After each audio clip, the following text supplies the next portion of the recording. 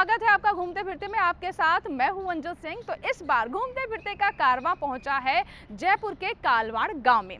तो वही हमारा जो सिलसिला होता है घूमते फिरते में, यानी हम लगातार 5 सवाल पूछते हैं सामान्य ज्ञान के, और जो भी प्रतिभागी उन 5 सवालों के सही जवाब देता है उसे मिलता है किसान कप, और जो उसका सही जवाब नहीं दे पाता वो सवाल अगले प्रतिभागी पर पास हो जाता है। तो इस गांव की विशेषता क्या है, गांव के लोगों तक सरकार की योजनाओं का कितना लाभ पहुंच रहा है, इन सभी बातों की भी हम यहाँ पर परख करेंगे। तो चलिए चलते हैं कालवाड़ गाँव के अंदर।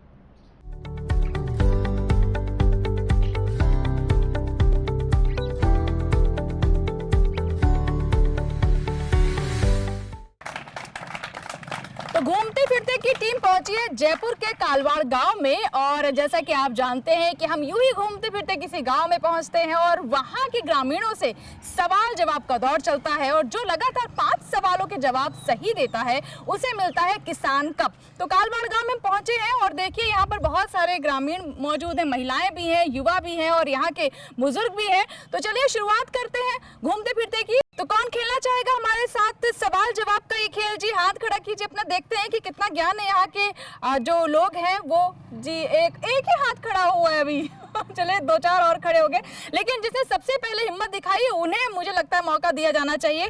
तो कृपया करके आप आइए सामने और हम आपके साथ शुरुआत करते हैं कार्यक्रम की। एक बार जोरदार तालियां हो जाए। तो हमारे पहले प्रतिभागी जुड़ चुके हैं और आइए उनसे बात करते हैं, कुछ उनके बारे में जानते हैं, उनके गांव के बारे में जानते हैं। जी अपना नाम बताएं। जी मेरा नाम श्रवण कुमार जी है और प्रॉपर कालवाड़ का रहने वाला हूं मैं, और बहुत अरसे से जन्म से ही। जी। हमारा गांव कालवाड़ जयपुर जिले के अंदर बहुत ही अनुशासित गांव के अंदर महत्ता रखता है। अच्छा।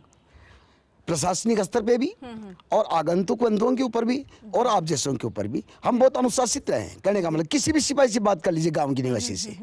जी, तो आपका तो नाम भी बहुत अच्छा है, श्रवण कुमार, जो कि बहुत ही अनुशासित थे और अपने माता पिता की उन्होंने सेवा की, और आप अपने गांव की सेवा कर रहे हैं। और मैंने सुना गांव बहुत बड़ा गांव है, काफी जनसंख्या है इसकी। हमारा जनरेशन कालवाड़ का जनरेशन तो मतदाता तो लगभग 6000 की समथिंग है, लेकिन जनरेशन काउंट करते हैं तो कम 16000 के लगभग। 16000? जी सर। जी जी। और उसके बावजूद भी बहुत अनुशासित है। बहुत अनुशासित है, बहुत अनुशासित है। तो अब आप हमारा ये खेल खेलने के लिए तैयार हैं? जी। बहुत कठिन सवाल भी होने वाले हैं। पूछिए, आप पूछिए कोई सा क्वेश्चन पूछिए आप। जी, तो चलिए शुरुआत करते हैं। और श्रवण कुमार जी के लिए पहला सवाल है ये, इनमें से किस शहर को पिंक सिटी के नाम से जाना जाता है? इनके लिए हैं 4 option. Option A Udaipur, option B Bhopal, option C Patiala और ऑप्शन डी जयपुर। जयपुर को माना जाता है सर। तो श्रवण कुमार जी ने ऑप्शन डी को चूज किया है, चुनाव किया है, ऑप्शन डी यानी जयपुर। जयपुर को बुलाया जाता है पिंक सिटी, बिल्कुल सही जवाब। और श्रवण कुमार जी से जानते हैं जयपुर के बारे में थोड़ी सी बातें। श्रवण जी ये बताइए कि पिंक सिटी तो इसे कहा जाता है और सैलानियों के बीच में भी जयपुर से ज्यादा ये पिंक सिटी के नाम से जाना जाता है, आपको क्या लगता है इसके पीछे वजह क्या है? जी पिंक सिटी के पीछे जयपुर की जब स्थापना हुई हमारे सवाई जयसिंह जी महाराजा ने की, और इस जो जयपुर शहर की जो स्थापना हुई उसमें भी जयपुर शहर को विशेषकर अनुशासित ही माना जाता है, और उसी की देन कालवाड़ है कि कालवाड़ उसकी तलहटी में बसता है, इसीलिए जयपुर की प्रेरणा के आधार पे कालवाड़ भी अनुशासित है। बहरहाल बढ़ते हैं आगे और अब जान लेते हैं श्रवण कुमार जी के लिए दूसरा सवाल कौन सा है। तो श्रवण कुमार जी के लिए दूसरा सवाल है ये, इस कहावत को पूरा करें। आम के आम और फिल इन द ब्लैंक्स है आपके लिए। ऑप्शन ए फलों के दाम, ऑप्शन बी जड़ों के दाम, ऑप्शन सी तनों के दाम और ऑप्शन डी गुठलियों के दाम। गुठलियों के दाम ठीक रहता है इसमें। पक्का? जड़ों के दाम तो नहीं है? नहीं, जड़ों सोच लीजिए तनों के दाम। फिर तो तनों के दाम भी हो सकते हैं लेकिन आम के साथ गुठली रहती है इसलिए। जी जी। फल के साथ में, जहां तक फल का सवाल है तो बिल्कुल हमें उन्होंने जवाब दे दिया है ऑप्शन डी, आम के आम और गुठलियों के दाम, बिल्कुल सही जवाब। आम के आम और गुठलियों के दाम जब हम कहते हैं तो मुझे तो अपना ये कार्यक्रम याद आ जाता है जहां आपका मनोरंजन भी होता है और साथ ही साथ हम आपकी समस्याओं को भी जानते हैं। सही है। तो आगे बढ़े, तैयार है तीसरे सवाल के लिए? जी, मुश्किल हो सकता है? हो सकता है, कोई दिक्कत नहीं। तो श्रवण कुमार जी के लिए तीसरा सवाल है ये, हाल ही में किस राज्य की सरकार ने किसानों का कर्ज माफ किया है? इसके लिए श्रवण कुमार को हम दे रहे हैं 4 option. Option A Punjab, option B Haryana, option C Uttar Pradesh और ऑप्शन डी राजस्थान। जी, उत्तर प्रदेश की सरकार ने किसानों का कर्जा माफ किया है। सोच लीजिए, राजस्थान सरकार तो नहीं है, नहीं। कहीं आपको पता ही ना हो। नहीं, उत्तर प्रदेश। हरियाणा सरकार भी हो नहीं, पक्का उत्तर प्रदेश। तो जैसा कि अभी श्रवण कुमार जी ने बताया है, ऑप्शन सी उत्तर प्रदेश, तो ये बिल्कुल सही जवाब है। जोरदार तालियां। तो श्रवण कुमार जी लगातार सर पर दौड़ते जा रहे हैं, हमारे इस खेल में आगे बढ़ते जा रहे हैं और सामान्य ज्ञान उनका काफी दुरुस्त है। श्रवण कुमार जी, ये बताइए, आपका तो लंबा अनुभव रहा है और आप अपने गांव की तस्वीर कैसे बदलते हुए देख रहे हैं और सरकार की जो योजनाएं हैं उसका कितना असर है यहाँ? जो 20 साल में जो डेवलपमेंट हुआ इस कालवाड़ का, वो पहले नहीं था। अच्छा, किस तरह का डेवलपमेंट? जैसे रोड बनना और कुछ होना, ये जो जितने मकानात खड़े हुए हैं वो होना, सरकारी कोई भी आती है और जाती रहती है, लेकिन सरकार का अर्थ ये है कि नेतृत्व किस बिहार पे जो सरकारी काम हो रहा है उस सरकारी बिहार का जो आधार है। हालांकि 60 साल से गांव बिल्कुल सुनने पड़ा था। अच्छा। लेकिन इस 20 साल में जो डेवलपमेंट हो रहा है वो इन सरकारों की देन मानता हूं मैं तो, और विकास कुछ देखने को मिला है। जी, तो आपका गांव तो विकास के पथ पर लगातार बढ़ रहा है, लेकिन आप हमारे जो कार्यक्रम में सवालों का पथ है उसमें कितने आगे जाते हैं, जान लेते हैं। श्रवण कुमार जी के लिए चौथा सवाल है ये। राष्ट्रपिता महात्मा गांधी किस पशु को गरीब की गाय बुलाया करते थे? इसके लिए आपके सामने है 4 ऑप्शन। ऑप्शन ए नीलगाय, ऑप्शन बी ऊंट, ऑप्शन सी हिरण और ऑप्शन डी बकरी। बकरी एक ऐसा पशु है जिसको गरीब आदमी भी रख सकता है और रखते हैं, इसीलिए बकरी को एक गरीब पशु के आधार पे महात्मा गांधी जी पुकारा करते थे। तो जैसा कि श्रवण कुमार जी ने ऑप्शन डी यानी बकरी को बताया है गरीब की गाय, तो ये बिल्कुल सही जवाब है। श्रवण कुमार जी लगातार सवालों के सही जवाब देते जा रहे हैं और अब वो चौथे सवाल का भी जवाब दे चुके हैं। अब सिर्फ एक सवाल की दूरी पर है वो किसान कप से। तो चलिए अब बढ़ लेते हैं आगे और अपने 5वें सवाल पर हम पहुंच चुके हैं, यानी अगर इसका भी सही जवाब देते हैं श्रवण कुमार जी तो वो जीत जाएंगे किसान कप। श्रवण कुमार जी के लिए 5वां और अंतिम सवाल है ये। अंबेडकर जयंती प्रत्येक वर्ष किस तारीख को मनाई जाती है? इसके लिए हैं 4 ऑप्शन। ऑप्शन ए 14 अप्रैल, ऑप्शन बी 14 मई, ऑप्शन सी 14 जून और ऑप्शन डी 14 जुलाई।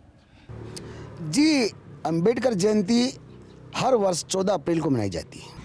तो श्रवण कुमार जी ने ऑप्शन ए यानी 14 अप्रैल बताया है, जिस दिन हम अंबेडकर जयंती हर वर्ष मनाते हैं और हाल में ही अभी हमने अंबेडकर जयंती मनाई है 14 अप्रैल को। तो बिल्कुल सही जवाब है। जोरदार तालियां श्रवण कुमार जी के लिए।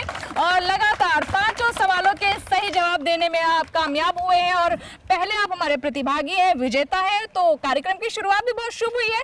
तो श्रवण कुमार जी के लिए किसान कप लाया जाए। तो बिल्कुल किसान कप जीत चुके हैं श्रवण कुमार जी और हमारे आज के पहले प्रतिभागी, पहले विजेता, बहुत बहुत बधाई आपको। हमारे पहले प्रतिभागी श्रवण कुमार जी ने किसान कप जीत लिया है और कार्यक्रम की बहुत सकारात्मक शुरुआत हुई है। और अब देखते हैं कि और कौन खेलना चाहेगा हमारे साथ घूमते फिरते में सवाल जवाब का ये खेल। जी, और कौन खेलना चाहता है? आप आइए। तो हमारे दूसरे प्रतिभागी भी तैयार है, तालियां हो जाए। तो हमारे दूसरे प्रतिभागी आ चुके हैं और हम उनसे भी वही सवाल जवाब करेंगे और गांव के बारे में भी जानने की कोशिश करेंगे। यहाँ की अगर कुछ समस्याएं हैं तो वो भी हमारे घूमते फिरते के माध्यम से, हमारे कार्यक्रम के माध्यम से आप तक पहुंचा सकते हैं। तो हमारे दूसरे प्रतिभागी भी जुड़ चुके हैं और उनसे भी हम वही सवाल जवाब करेंगे। 5 सवालों के अगर लगातार उन्होंने सही जवाब दिए तो वो भी हकदार बनेंगे किसान कप के। तो उनके बारे में आपको बताएं और उनसे कुछ बातें जाने इस गांव के बारे में, लेकिन उससे पहले वक्त हुआ एक छोटे से ब्रेक का। कहीं मत जाइएगा, देखते रहे घूमते फिरते। जहां दिग्गज दौड़ाते हैं अपना दिमाग, ढूंढते हैं सामयिक सवालों के जवाब, खेती किसानी के मुद्दों पर मंथन का मंच।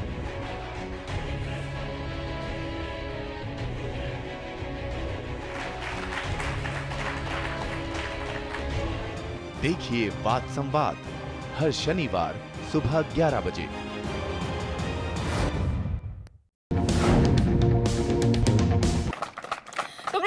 घूमते फिरते में एक बार फिर आपका स्वागत है। जयपुर के कालवाड़ गांव में हम पहुंचे हैं और यहाँ की अगर बात करें तो ये काफी बड़ा गांव है, लगभग 16,000 की आबादी है। लेकिन उसके बाद भी जैसा कि गांव वालों का कहना है कि बहुत ही अनुशासित है ये गांव। और इस बीच हमारे साथ दूसरे प्रतिभागी जुड़ चुके हैं, चलिए उनसे बात करते हैं, उनके बारे में जानते हैं। जी अपना नाम बताएं। श्रवण लाल जी नटवाड़िया। आपका भी नाम श्रवण लाल जी नटवाड़िया। अच्छा, तो हमारे पहले जो प्रतिभागी थे उनका नाम था श्रवण कुमार और ये भी श्रवण ही है इनका नाम, ये है श्रवण लाल जी। तो चलिए अब हम पूछते हैं श्रवण लाल जी से पहला सवाल। तो श्रवण लाल जी के लिए पहला सवाल है ये, इनमें से कौन उर्वरक का काम करता है? इसके लिए 4 ऑप्शन है। ऑप्शन ए चूना, ऑप्शन बी गंधक, ऑप्शन सी यूरिया और ऑप्शन डी सोडियम। जी बताएं। यूरिया। तो पक्का यूरिया ही है? Urea option C? बिल्कुल सही है। सोच नीम लीजिएगा लेमन ये यूरिया ऑप्शन है वो सही चूना सही है। गंधक तो नहीं है? नहीं यूरिया ना? यूरिया नीम लेमन। तो जैसा कि अभी श्रवण लाल जी ने जवाब दिया है ऑप्शन सी यूरिया, क्या लगता है आपको सही जवाब है? आपको क्या लगता है श्रवण जी सही जवाब है? बिल्कुल पूरे आत्मविश्वास के साथ श्रवण जी ने कहा है ऑप्शन सी यूरिया बिल्कुल सही जवाब है। तो श्रवण जी यूरिया समय से मिल रहा है, अब सरकार ने तो यूरिया को नीम लेपित कर दिया है ताकि उसका ब्लैक ना हो, उसका इंडस्ट्रीज में इस्तेमाल ना हो। बिल्कुल टेम पर मिल रही है यूरिया, कोई समस्या कौन सरकार का मायने नीम लेमन अच्छे यूरिया आ रही है। तो बिल्कुल श्रवण जी ने कहा है कि अब यूरिया की कमी नहीं होती है। सरकार ने इसके लिए कदम ये उठाया कि अब यूरिया को नीम लेपित कर दिया है, इससे खपत भी कम हुई है यूरिया की। यानी जो पहले वाष्पीकरण से बहुत सारा यूरिया उड़ जाया करता था, नीम लेपित होने की वजह से उसमें भी कमी आई है और इससे किसानों को लाभ हो रहा है। और अब किसी तरह की कमी यूरिया की किसानों को नहीं हो रही है। बिना समय गंवाए अब बढ़ते हैं आगे और श्रवण जी के लिए दूसरा सवाल है ये, विश्व पर्यावरण दिवस हर साल कब मनाया जाता है? इसके लिए आपके सामने 4 ऑप्शन। ऑप्शन ए 6 जून, ऑप्शन बी 5 जून, ऑप्शन सी 10 जून और ऑप्शन डी 12 जून। पर्यावरण मनाते जाते हैं 5 जून। तो श्रवण लाल जी ने दिया है जवाब ऑप्शन बी यानी 5 जून। और एक बार फिर से मैं कहूंगी कि काफी जागरूक लग रहे हैं श्रवण लाल जी। बिल्कुल सही जवाब ऑप्शन बी 5 जून। हर वर्ष 5 जून को हम पर्यावरण दिवस मनाते हैं। चलिए अब बढ़ते हैं आगे और इनके लिए अगला सवाल है ये, इनमें से कौन सी दलहनी फसल नहीं है? ऑप्शन ए मसूर, ऑप्शन बी अरहर, ऑप्शन सी चना और ऑप्शन डी सूरजमुखी। मसूर। मसूर नहीं है दलहनी फसल, पक्का? तो श्रवण जी ने बताया ऑप्शन ए मसूर। और आपको बता दें कि श्रवण जी आप अच्छा खेल खेल रहे थे, लेकिन यहाँ पर आपसे चूक हो गई है। दरअसल ये है गलत जवाब। मुझे भी अफसोस है, मैं चाहती थी आप और आगे खेले, लेकिन कोई बात नहीं, निराश नहीं होना चाहिए जीवन में। और आप यहाँ तक आए, कार्यक्रम में हिस्सा लिया, आपका बहुत बहुत शुक्रिया। आप जा सकते हैं। सवाल का कौन सही जवाब दे सकता है? चलिए एक महिला ने हिम्मत दिखाई है यहाँ पर, आप आइए। तो हमारी तीसरी प्रतिभागी हैं एक महिला, मैं चाहती हूँ कि तालियों के साथ स्वागत किया जाए उनका। जी बैठिए। तो हमारी तीसरी प्रतिभागी जुड़ गई हैं जो कि एक महिला हैं और आइए उनसे हम बात करते हैं, उनके बारे में जानते हैं और साथ ही साथ जैसा कि आप जानते हैं कि एक महिला की स्थिति के बारे में ज़्यादा बेहतर भी समझ सकती है और बेहतर तरीके से बता भी सकती है। तो महिलाओं के बारे में भी हम जानने की कोशिश करेंगे। सबसे पहले अपना नाम बताएं। मेरा नाम मंजू देवी जांगू है, मैं कालवाड़ ग्राम पंचायत की सरपंच हूँ। अच्छा, आप सरपंच हैं, तो एक बार फिर से तालियां हो जाए भाई सरपंच जी के लिए। और जैसे कि मंजू जी यहाँ की सरपंच है, तो इससे आप अंदाजा लगा सकते हैं कि यहाँ के जो गांव वाले हैं काफ़ी प्रोग्रेसिव हैं, यानी जो नए ज़माने के हिसाब से अपने आप को ढाल रहे हैं और महिलाओं को भी मौका दे रहे हैं। तो मंजू जी सबसे पहले मैं आपसे जानना चाहूँगी, क्योंकि आप एक महिला हैं और महिलाएं जब घर से बाहर निकलती हैं तो बड़ी सारी चुनौतियाँ उनके सामने होती। पहली चुनौती घर से, कि घर से उन्हें मौका दिया जाए, और दूसरी बाहर कि एक महिला होने के बाद आपको कई बार उन चुनौतियों का सामना करते हुए अपने आप को प्रूव भी करना पड़ता है। तो इसके बारे में बताएं कि आपके सामने क्या क्या चुनौतियाँ रही? एक महिला होने के नाते मैं ये कहना ज़रूरी समझती हूँ, क्योंकि जब एक महिला के ऊपर जिम्मेदारी होती है, घर की जिम्मेदारी होती है, उस घर की जिम्मेदारी को पूरा करके वो बाहर निकलती है, तो बाहर की जिम्मेदारी भी उसके कंधों पे पूरी होती है। जो मैं आके मेरा काम पूरा अपनी ईमानदारी से संभालती हूँ और करती हूँ। सुबह 10 बजे मैं पंचायत में आती हूँ और 3-4 भी मेरे को पंचायत में बच जाते हैं। फिर मैं घर पे जाके मेरा काम फिर वापस से संभालती हूँ, बाहर भी करती हूँ। तो यानी घर भी संभालती हैं और पंचायत भी संभालती हैं। और चलिए मंजू जी, आप तैयार हैं अपने पहले प्रश्न के लिए? तो मंजू जी के लिए पहला प्रश्न है ये, इनमें से कौन सी दलहनी फसल नहीं है? ऑप्शन ए मसूर, ऑप्शन बी अरहर, ऑप्शन सी चना, ऑप्शन डी सूरजमुखी। ऑप्शन डी सूरजमुखी।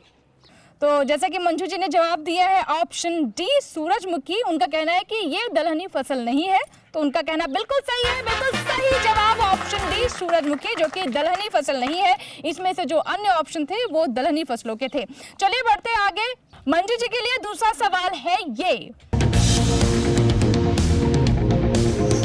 किस योजना के अंतर्गत भारत सरकार का गरीबी रेखा से नीचे के परिवारों की महिलाओं को मुफ्त में एलपीजी कनेक्शन उपलब्ध कराने का उद्देश्य है? इसके लिए हैं 4 ऑप्शन। ऑप्शन ए प्रधानमंत्री उज्ज्वला योजना, ऑप्शन बी प्रधानमंत्री जनधन योजना, ऑप्शन सी प्रधानमंत्री कृषि सिंचाई योजना और ऑप्शन डी प्रधानमंत्री ग्रामीण कौशल विकास योजना। ऑप्शन ए प्रधानमंत्री उज्ज्वला योजना। तो मंजू जी ने जवाब दिया है ऑप्शन ए प्रधानमंत्री उज्ज्वला योजना। पहले हम दर्शकों को बता दें कि यह है बिल्कुल सही जवाब, प्रधानमंत्री उज्ज्वला योजना, जिसके अंतर्गत गरीबी रेखा से नीचे के जो परिवार है उन परिवारों से संबंधित महिलाओं को मुफ्त में एलपीजी कनेक्शन दिए जा रहे हैं। और ऑप्शन ए यानी प्रधानमंत्री उज्ज्वला योजना बिल्कुल सही जवाब। मंजू जी पहले 2 सवालों के सही जवाब दे चुकी हैं, लेकिन हमें यहाँ पर एक छोटे से ब्रेक के लिए रुकना होगा। ब्रेक के बाद फिर उनसे हम पूछेंगे तीसरा सवाल। कहीं मत जाइएगा, देखते रहे घूमते फिरते।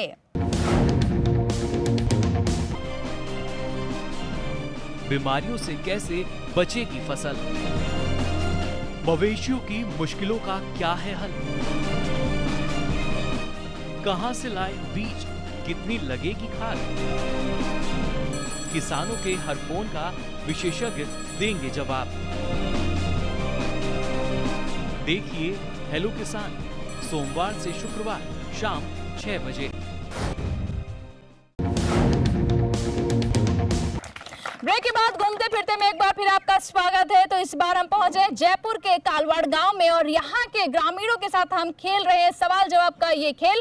और हमारे साथ है मंजू जी, जो कि अभी तक पहले 2 सवालों के सही जवाब दे चुकी हैं और अब हम उनसे पूछते हैं तीसरा सवाल। मंजू जी के लिए तीसरा सवाल है ये, भारत में सबसे अधिक रेशम कहाँ पैदा होता है? इसके लिए 4 ऑप्शन है मंजू जी के लिए। Option A Karnataka, option B Tamil Nadu, option C Assam और option D Rajasthan. Option C Assam. Assam, सोच लीजिए एक बार फिर। सोच लिया। तो जैसा कि मंजू जी ने जवाब दिया है असम, यानी हमारा जो ऑप्शन सी है, उनको लगता है कि भारत में सबसे अधिक रेशम पैदा होता है असम में। लेकिन मंजू जी थोड़ी सी निराशा जरूर हो रही है क्योंकि ये गलत जवाब है। मंजू जी आप आई आगे और आपने कार्यक्रम में हिस्सा लिया। पहले जो 2 सवाल थे उनके आपने सही जवाब दिए हैं, लेकिन अब हमें अगले प्रतिभागी को बुलाना पड़ेगा। एक बार तालियां हो जाए मंजू जी के लिए। तो अब हम बुलाते हैं अगले प्रतिभागी को। और कौन खेलना चाहेगा? जी, तो हमारे अगले प्रतिभागी मिल चुके हैं, आप आइए।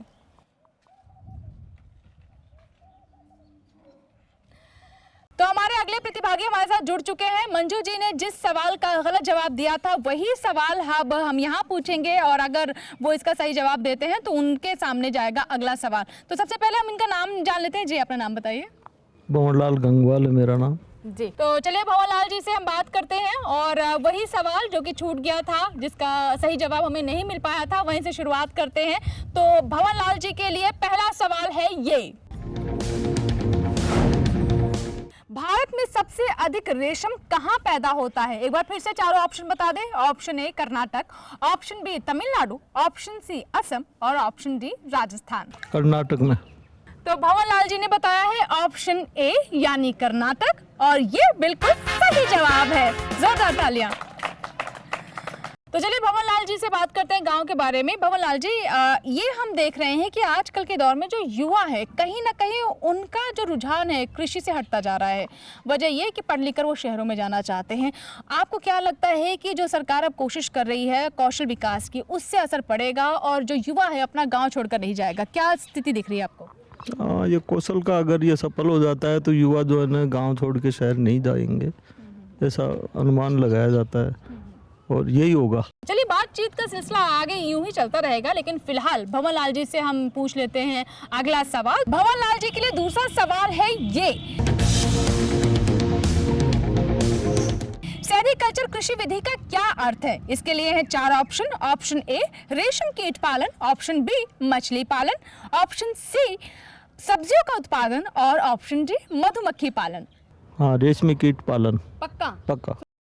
तो जैसे कि भंवरलाल जी ने जवाब दिया है रेशम कीट पालन, तो ये बिल्कुल सही जवाब है, ऑप्शन ए रेशम कीट पालन। तो वो लगातार हमें सही जवाब दे रहे हैं और लगता है कि ये भी किसान कप ले जाएंगे। बहरहाल बढ़ते हैं आगे और भंवरलाल जी के लिए अगला सवाल है ये। भारत में हरित क्रांति का श्रेय किन्हें जाता है? Option A doctor M S. Swaminathan, option B doctor Bhimrao Ambedkar, option C Varghese Kurien और option D doctor Rajendra Prasad. Doctor Rajendra Prasad. तो भंवरलाल जी ने जवाब दिया है option D doctor Rajendra Prasad, लेकिन ये गलत जवाब है। हमारे कार्यक्रम के अंतिम प्रतिभागी रहे, अच्छा खेले आप और मैं चाहूंगी एक बार तालियां हो जाए भवन जी के लिए।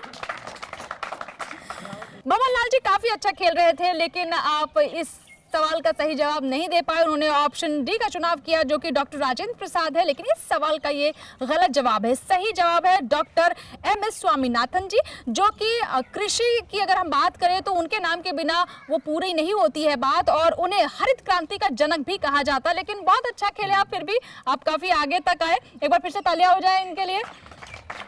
तो इसी के साथ ही आज के घूमते फिरते में फिलहाल इतना ही, लेकिन जैसा कि आप जानते हैं कि आज हम जयपुर पहुंचे हैं, राजस्थान पहुंचे हैं और राजस्थान पहुंचकर वहां की संस्कृति की बात ना हो, वहां के लोकगीत की बात ना हो तो बात कुछ फीकी रह जाती है। तो चलिए जाते जाते आपको छोड़े जाते हैं यहाँ के लोकगीत के साथ। पाणती करती का पगला गसगा, पाणती करती का पगला गसगा, कड़ला गसगा चांदी रामते भाव मारा परण्या जे रोया, कड़ला गसगा चांदी रामते भाव मारा परण्या जी, पाणते करती का पगला गसगा, पाणते करती का पगला गसगा,